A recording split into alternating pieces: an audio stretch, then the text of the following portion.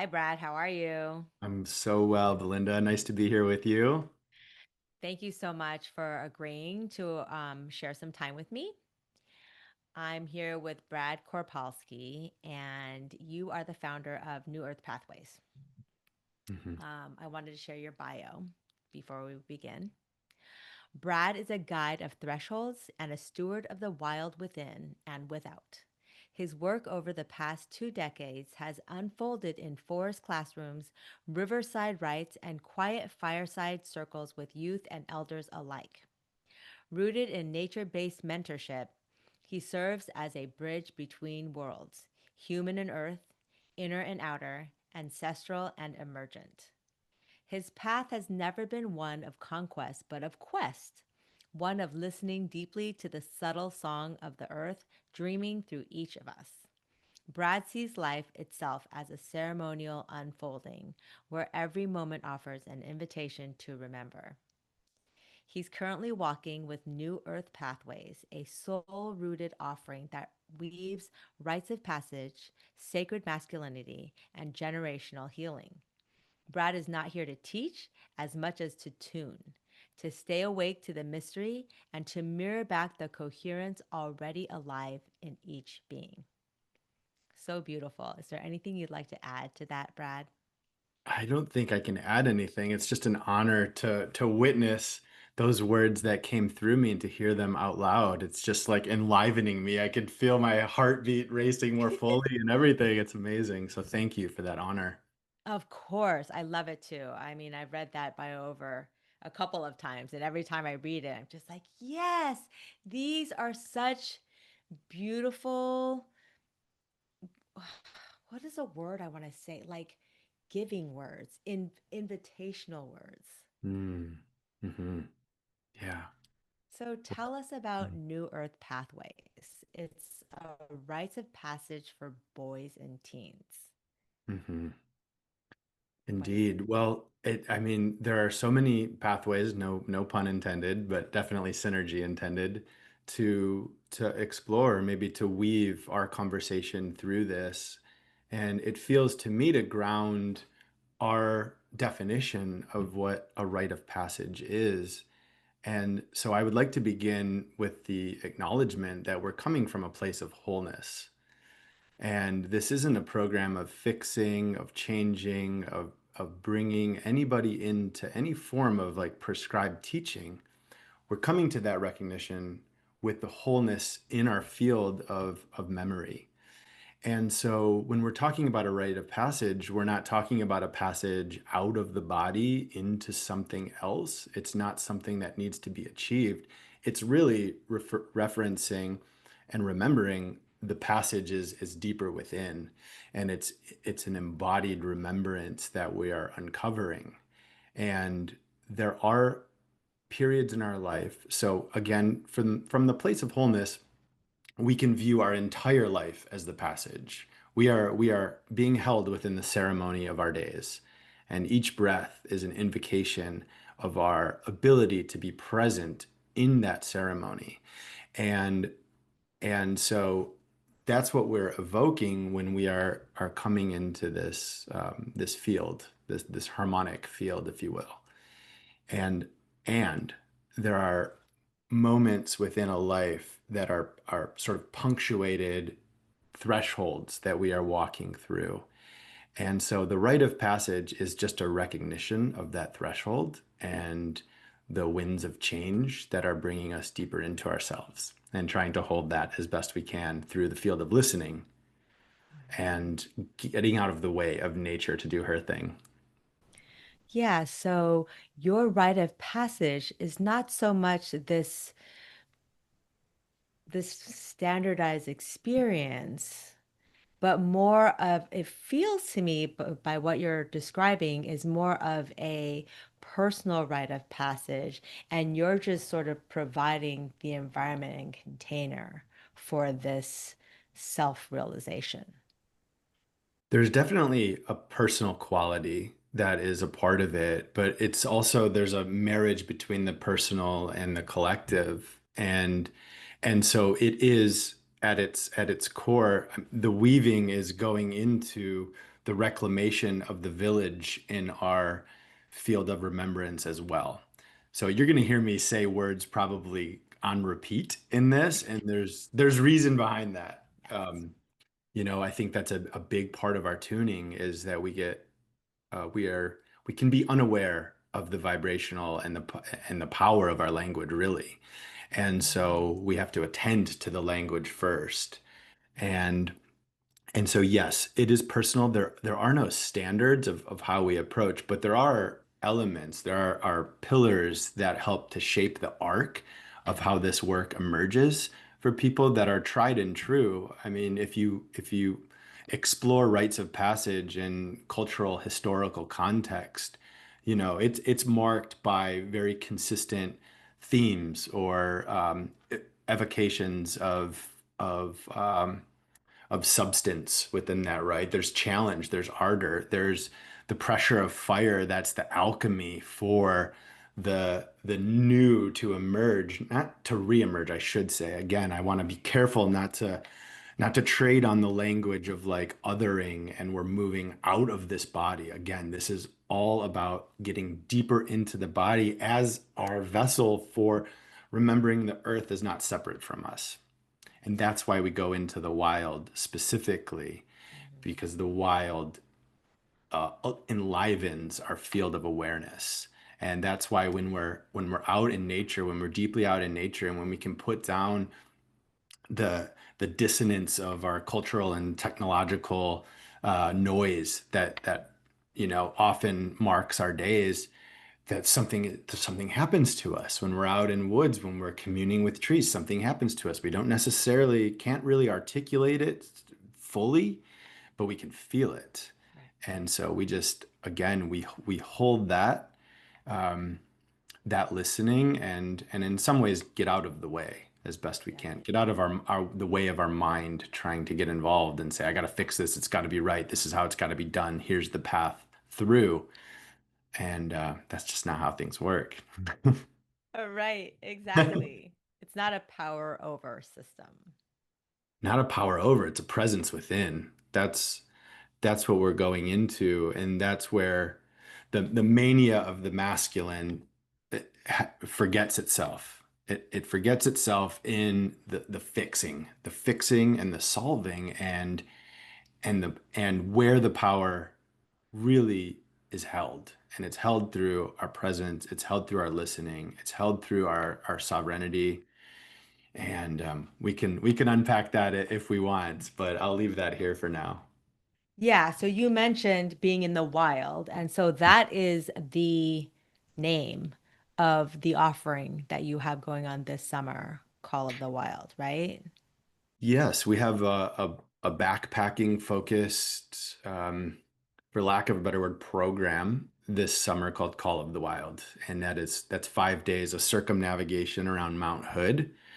Um, there's potency in that journey itself on the Timberline Trail, the Timberline Route, and yes, stripped away of everything, just us and our packs, a small cohort, a small village of boys, 7 or 8 boys, and two men, myself and a co-facilitator who will be there to hold it, listen, and feel what's emergent in that shared Sounds field. sounds amazing. And what is the age range? It's a good question. Families have inquired with boys of varying age. One of my first inquiries was from a family, and the boy is 11, and they're Yeah, feeling his preparedness. that's And then I have a family where a boy just turned 15. So there's really no prescription for right, when this is coming sort of online right. for boys when they're feeling this calling into something deeper. Yeah. That's beautiful. I love that Mm. because, everyone is individual. And somebody who I was just talking to a woman today where she was talking about how her son, who's 6, was using a chainsaw cutting wood, Absolutely. Yeah. and she's like, it's just we allow this Mhm. individuality and we trust Mhm. him to trust himself. And here I am sitting with my husband in the kitchen talking, and our 6-year-old is using a chainsaw cutting up what wood. Yeah. Wild, right? Yeah, it's Yes. beautiful. It is beautiful. Yes. It's the preparedness is different for everybody. It's same with reading. You know, if uh, the school has a standard of behavior and performance, right? So it says this is the time when you read, but as a parent, when you begin reading, you can feel. I have three children, a girl who just turned 13, another daughter who's 10, and a boy who's just turned 6 recently. And his thirst for words and for reading has come on fully now. And so now we're in the field of reading and the magic of words and what they evoke. And you can't rush that. You Right. cannot rush it. No. No. No, I interviewed Dana Martin, who I refer to as like the godmother of unschooling and really radical living. And she has four kids, and she says almost all of them learned anywhere between 9 and 11, ages 9 and 11, to really kind of dive into reading and reading, full on Hmm. books, Yeah. which that is such a departure from the school system, which has you reading at like age 4. And it's just not helpful.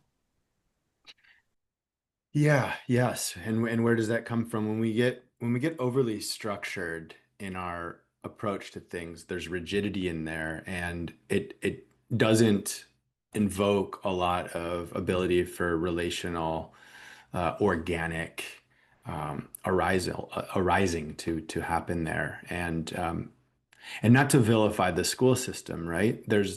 It's come out of a place, and yet there can be a lot of retuning in those places.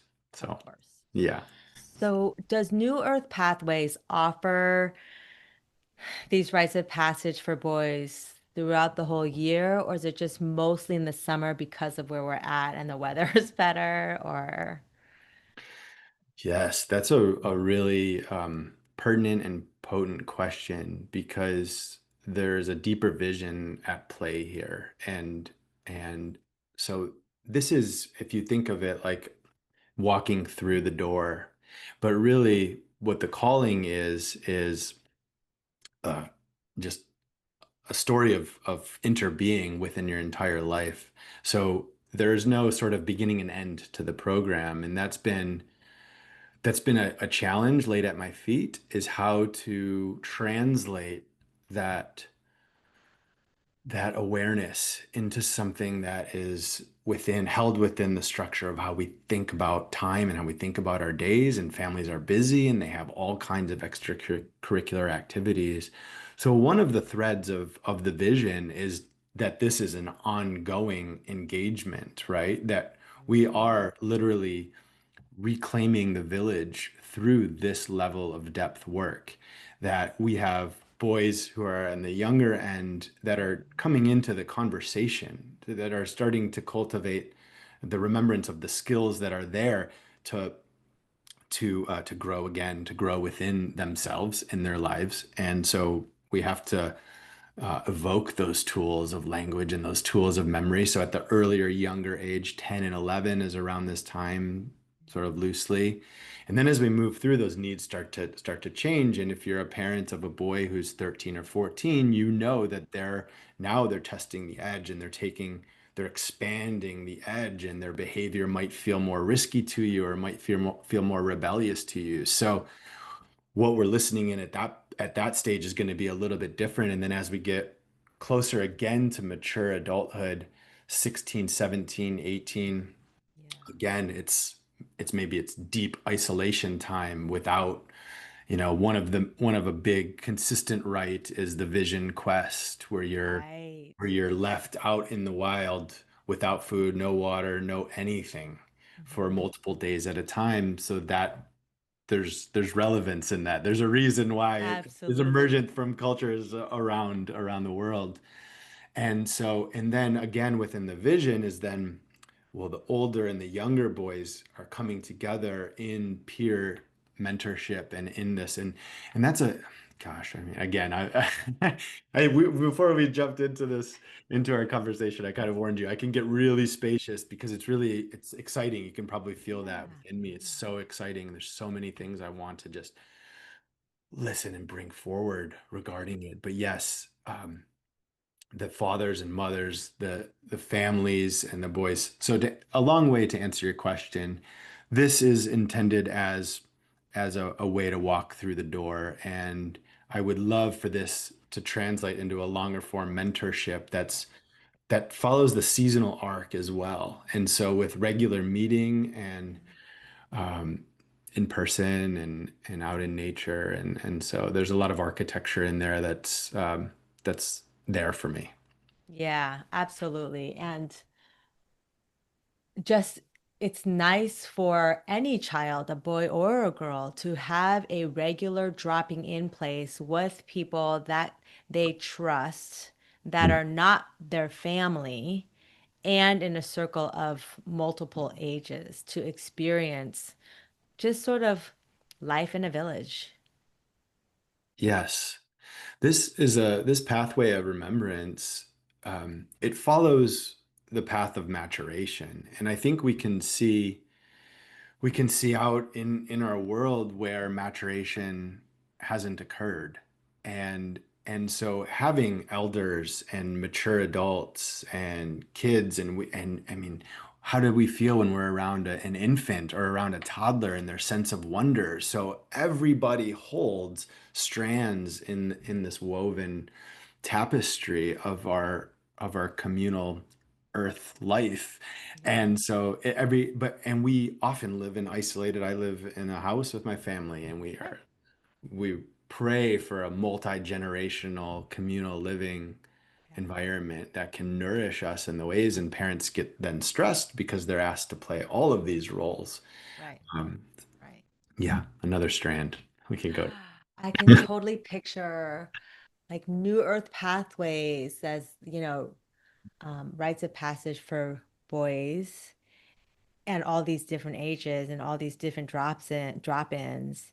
And then like Shay's offering of, rooted resilience, where it's like Mm. girls and they do their thing on a monthly basis, but then like maybe once a year or once every couple of years, the two gather together, Oh right, my with the goodness. families. And like that's multi-generational. And we're basically just creating these sort of, we're creating villages, but not in a village, Hmm. right? Like that Yeah. would be magical. Yeah, it's there. It's there for us, Belinda, Yeah. as a possibility, and maybe a future reality that we can start to inhabit now. Absolutely. Yes, and you bringing in the feminine, this is masculine remembrance, and let's not kid ourselves that this is coming through the feminine um, the feminine place of access, right? This is the initiatory calling is through the feminine, is really holding this. Right. And when we listen in, that's where I feel a lot of my own initiation has come through. Hmm. And Yes. yeah. Yeah, that's beautiful. Mhm. Can you tell us what inspired you to create this offering? Oh my gosh. Well, So I many just myriad ways. so many. Well, I just brought in a word that I think maybe gets more to the point than the word of inspiration, is initiation. And that's been emergent from me throughout my life as like a deeper calling in.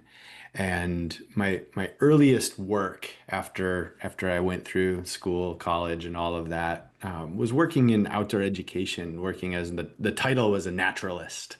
And so I left my home. I grew up in the Midwest and headed west. There was so much thirst and um, and just aliveness at this new field of possibility. Again, I had no connection to this as a career path, if can be so sort of cold. Um, none of it. And so I jumped off the edge and came west and went to Colorado first and worked as a naturalist. And one of the first qualities that appeared to me was one, the joy of the kids with whom we were working when they were just not scripted. They were allowed to be on the mountain and be out in nature and not necessarily told how to be in that way. And just how much, and they would come as school groups, so they were coming with a classroom teacher, and often the classroom teacher would come with like a set of prescriptions, like Brad is like this, and watch Right. out for these, and a bit of warning in there as well. And all of us, we of course we knew not to, we'd take that with a grain of salt, right? Right. This isn't the full being of Brad. And so and they would thrive. They would absolutely thrive almost invariably. And then when it was time to go, then I could feel the grief in that, and the return to something that was disconnected from nature. And that grief felt like this might be it for them in their days. This might Mm, be their encounter with the wild, is this short week in their sixth grade year or fifth grade year, and then they would be in their city and in their mm, suburban or urban existence. And so there was a lot of wow, just emotion around that, and also uh, it was empowering to me in a sense that it was like, oh my gosh, what a responsibility within this time. So if I were to reflect back of what's the inspiration for this work, that was a place of seeds being planted within me.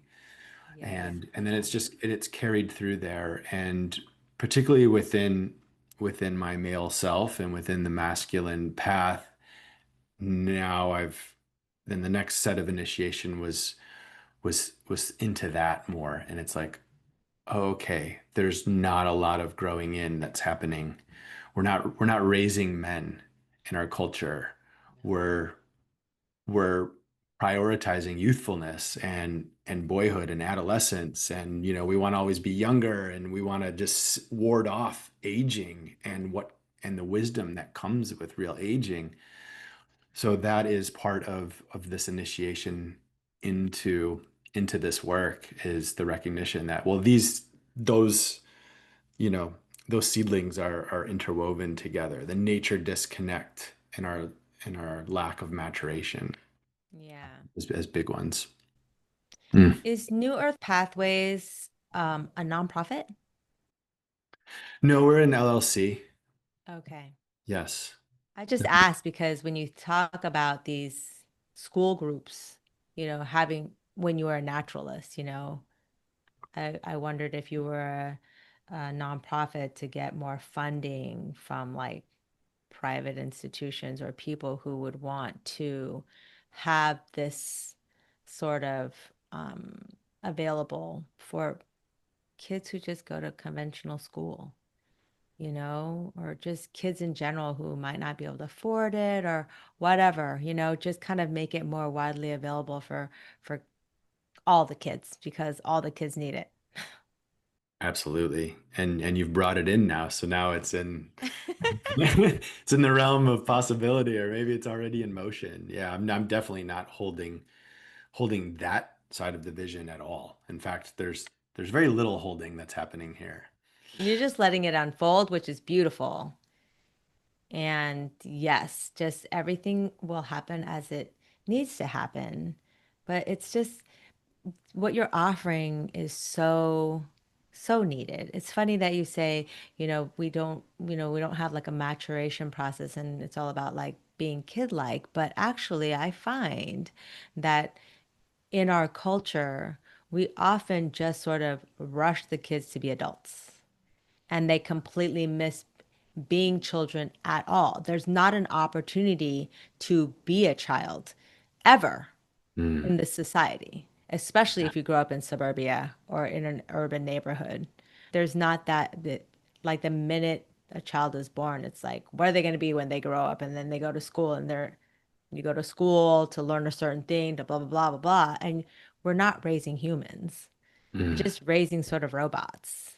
I mean, that's a confronting way to frame that, and um what a what a paradox, what an insightful paradox to evoke there. And absolutely, right? And so that is a marking of adolescence, which is held more in the ego. This is a place where the social reflectiveness is really important. We all remember middle school and our high school, early teen years as this time of like, it felt really confusing, and there was a lot, and that social circle was kind of our everything, and we really invested ourselves in that. And so that's a big quality of an adolescent culture, is this reflecting of our own immaturity and our own sort of egoic constructs just coming forth into the shared space. And yes, so we're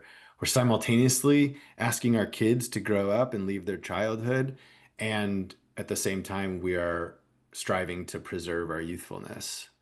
And so these edges of growth through childhood and then into elderhood, we could talk a lot about elderhood, because what's our path towards that? And what are we doing with the most aged in our communities, Putting them in homes. setting them aside? Mm, And oh my gosh, there's so much grief so that much grief. emerges there. And gosh, maybe we just sit with that for a moment. Um, yeah.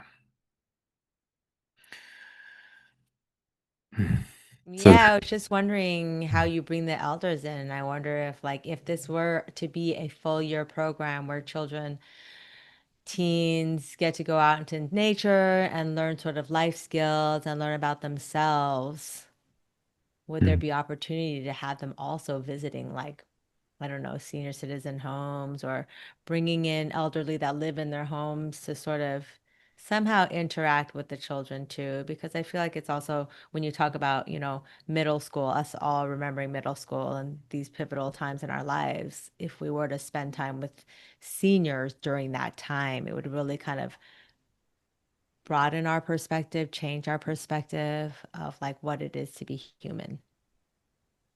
yeah, this isn't a song of exclusivity at all, and or containment. So having our aged, having our elderly there with us to offer that, the pace of stillness, because as we age, that's what happens. That's what we feel within us. I don't want to go out on a Friday night anymore. I want to be in my home with a book and a fire.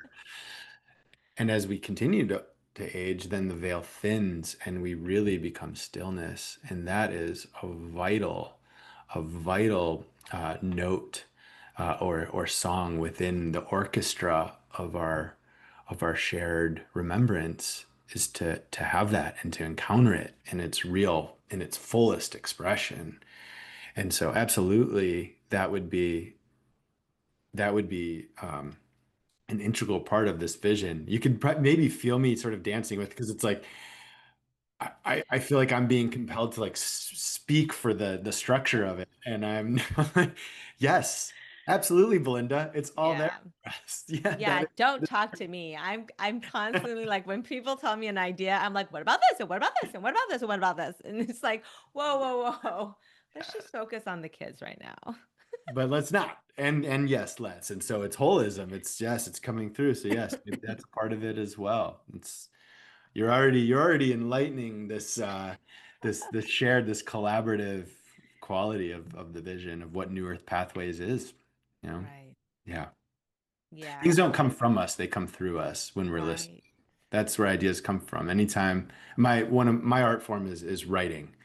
Yeah, as you can maybe tell, my attention to the words is really, it's important to me. That's my disposition. So my best writing is not when I'm trying to create something specific that I have a end game in mind. It's when I get out of the way and just let life come through me. And then that's where the poetry or the beauty really, Yeah. really arrives. Yeah, I feel like that's the way it is with all artists, Hmm. right? And a lot of them recognize that. Yeah. Who was the author I just read? Rebecca Wells, where Mm. her preface was, listen, I didn't write this book. You guys all created this book. And Ah. it's like, oh, I love that she's being so humble. I didn't write this book. The words just came. It's for you guys. Mm. And isn't it amazing when like a musical artist or some songs they're like on repeat at a certain moment in your life, and when you can just like open up to the field in a wider way. Like right now for me, there's a musician, his name is Nick Mulvey, and he's been beautiful throughout, I would say, maybe the last couple of years, and he's just started to share some new music that's come through him, and it is just like the anthem for this time Right. for me. There's a song called Yeah. River to the Real, and so yeah, that's the artistry. That's that tapestry in motion. We're just like, oh, when we can release into that field, there's a lot of trust in there, and there's a lot of like, oh, I don't have to hold on so tightly. Right. Yeah. Right. Yeah. Yeah. That's Mm, so beautiful. mm. So, I mean, we kind of already touched on this, but my last question was going to be in what ways do you see this offering expanding into the world? I love the word expansion. That's my Gene Key gift, by the way. Is I'm it stepping into the expansion? expansion and in my life's purpose, Yes. as an aside. We won't go into the Gene Keys right now. I love And it. I love that word. I think yes, we've already tuned into what expansion looks like, how you can attend to one place. Again, with the music, I love music, so I'll just keep evoking that language. Yeah. But just really work in a certain chord structure, and then how does that lead into the next notes that arrive, right? And a musician is going to be fluid there. So how it expands, I mean, the expansion is in the moment. Again, it's a remembering, not necessarily a reclaiming, but a remembering of the life as the passage, the life as ceremony. And if we can bring ceremonial consciousness into our Yes. everyday when we wake up, and it's not a platitude of gratitude, it's just a place of awareness. It's like everything that's here is here within my life, and there is, and it's not meaning. It's not, the meaning is just, it's already held in our lives itself. So there's paradox in that, in that Right. language as well. And so that's really where this work is intended to go. And what has been not a struggle, but a place of opening for me. It's like, how do you actually create an offering that transcends our need to put things into organized boxes of experience? And so a family's like, well, I want a camp. So I'm going to commit this week to it. And really the effort is to bring this into every moment, because that's our Right. journey, every breath. So I'm hearing that the way that you walk in the world is very sort of being in presence. And so do you feel that the offerings that you're offering for these teens encourages them being in presence as well, and that they'll take it with Absolutely. them? Yes, I'm coming into this walking alongside these boys and whomever, men as well, and women and everyone. And we are walking alongside each other, and we're looking into places together. And we're sitting around the fire, so to speak, and literally, and and we're listening in. And again, that doesn't come from doing it a certain way, a right way, solving anything. It just comes from what's arriving now, that becomes the truth of this moment. And so there's a lot of listening, and that is how I see and how my role has emerged and evolved. Is it's not to try to frame anything too much. Right. And I love the beauty in that is that I don't know if you've ever read Rudolf Steiner, Oh my the gosh. philosopher. Rudolf Steiner, Love, yes. right? His ideal for educators was that every teacher was going to meditate on every child, and so that the every year, every day, the what's brought forth for the children is new because you're really listening to the child and what the Mhm. child needs, right? Yeah. And of course, because we're raised in a certain way and society is how it is, Waldorf schools don't necessarily follow that anymore. But what Mhm. you're bringing is essentially that, Mhm. because you're walking into this space, meeting every child, and then just sort of allowing what comes out of them to be held in a collective container. Mhm. So it's like it's meeting the individual in the context of the collective, which is a microcosm of the macrocosm. Yes. Again, it comes back to this place of imagining ourselves as separate from the earth, separate from nature, separate from the ant that crawls across my table. And we have so many places where that separation shows itself to us. And again, when we return to this place of wholeness and of remembrance, and when we're listening. Now, one thing I want to say is, as you were sharing there, Belinda, so beautifully, is that a lot of times this can sound like passivity, like, oh, I'm just listening, I'm an open vessel and I'm not doing anything. Right. And I actually hear this from fathers, when a family approaches me for this work, it's often the mothers, and the dads are sort of, and the way it's appearing to me now is they're just kind of back with the Yeah. arms crossed, like, what are you trying to have my son do? And there's this quotient of like, what's the word? Effeminizing or I don't know, because it's not a language that really appears to me as relevant, but it's there. It's a dissonant note in the harmony of like, What are you of going to teach them? what's that? They're asking, what are you going to teach Yeah, them? yes. What are you going to teach them? What are you going to take Right. away from my son? Are you going to take away his power, his strength? And it's like, no, actually, he's going to deepen into real power and real strength from sovereignty and from his ability to be in relationship with the whole, with everything. And that's where action comes from. So, and we have to remember that.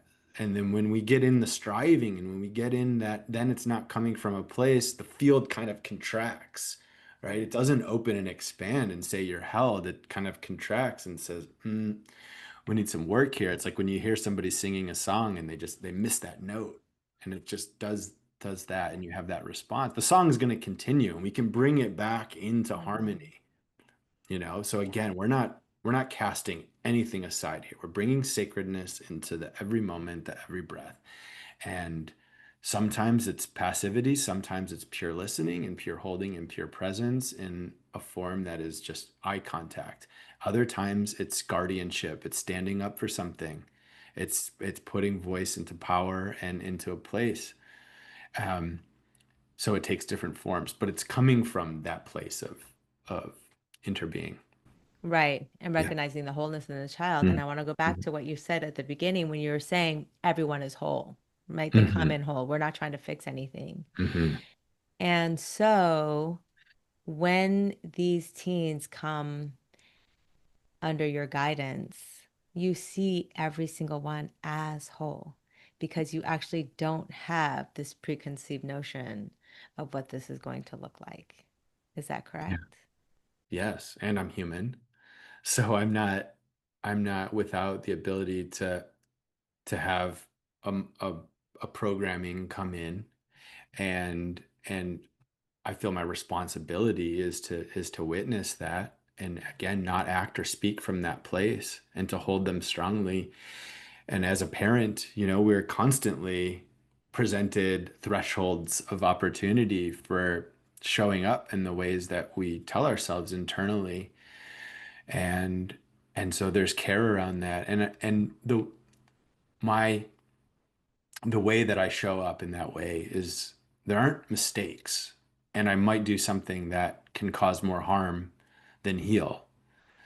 And so then the task becomes to contemplate that and then bring it back in. So as a parent, that's how I approach, and how Sasha, my wife, approaches parenting, is to bring that in so that it's there. It's in the shared space. We're not internalizing something and creating story around it, that we're able to address it together. So it's not without failing, but yes, I'm coming into this with a vision of wholeness in my heart. I like the honesty because we are human after all. Yeah, yeah. So, yeah, I mean, I think We could go on for days, obviously, I but know, that's when I obviously, why when we first met and chatted, that was just like, right? oh, we're gonna end our conversation right now. Okay, all right. I know. I was like, let's stop because we need to just get this recorded. I Yeah. just really appreciate what you're bringing. And I would like for it to just be bigger. and bigger and bigger And deeper and deeper and deeper. and deeper and deeper and deeper. Yeah. Yeah. Depth, depth. And thank you, Belinda, for inviting me here and inviting me into your community. And it's just such an honor, and it's been a delight to be here and share in this space with you. Yeah, thank you. And you're still taking a reservation for Call of the Wild. There's going to be about 7 or 8 boys that Mhm. participate, plus you Yes, and another co-facilitator. that's right. Yep. And And that's it's August 4th to the 8th. And okay. like I said before, it's a traverse around Mount Hood. So it's like a 40-mile backpack over 5 days. And the boys will meet some edges within that. And yeah, small group and two male adults holding it for them. So I love it. yeah. Great. Is there anything else you'd like to add before we end our time together? Oh, I would have caution around that because it'll just open up new beginnings for Okay. us. So I feel complete in this Wonderful. moment. So thank you again. Thank you. I'll Absolutely. see you soon. All right. Peace.